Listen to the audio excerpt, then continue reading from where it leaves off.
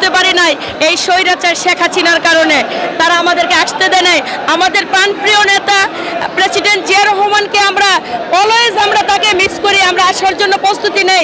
তারা তাদের পুলিশ বাহিনীতে আমাদেরকে বিগত 17 বছর আমাদেরকে এই মাজারে আসতে দেয় নাই। আজকে আমাদের কাছে মনে হচ্ছে যে আমাদের প্রাণপ্রিয় নেতাকে আমরা কাছে পাইছি। ওরা যতই ষড়যন্ত্র করুক এই বাংলার মাটিতে ওদেরকে আর আমরা পৌঁছে দেবে না। জনগণ ওদেরকে আর এই বাংলাদেশে আর ঠাঁই দিবে না। এই 17 বছর ধরে তো আসতে পারি নাই, অনেক তার কাটার বেড়াজাল পার হয়ে অনেক কি করে আজকে খুব আনন্দ লাগতেছে। শহীদ জিয়ার মাজারে আসতে পারছি, তাকে শ্রদ্ধা জানাতে পারছি।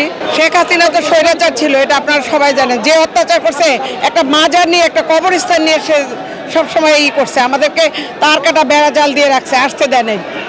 এই জিয়া রহমানের মাজারটাকে সে উচ্ছেদ করার জন্য এত চেষ্টা করছে, সবকিছু আল্লাহর ইচ্ছা। এখন আল্লাহর ইচ্ছা সেই দেশ ত্যাগ করছে। জুলাই এবং আগস্টের আন্দোলনের অভ্যন্তরের মাধ্যমে সেই ফাসিস্ট সরকারকে আমরা বাংলাদেশ থেকে বিতাড়িত করতে পেরেছি। এর আগে আমরা কখনোই এইভাবে জাঁকজমকভাবে এবং উৎফুল্লভাবে কোনো প্রোগ্রাম বা কোনো জন্মদিন আমরা শান্তিভাবে পালন করতে পারি নাই। কিন্তু শেখ হাসিনা বাংলাদেশ থেকে পালিয়ে যাওয়ার পর আমরা স্বাধীনভাবে যে কোনো প্রোগ্রামে মুক্তভাবে আমরা এবং স্বাধীনভাবে পালন করতে পারি।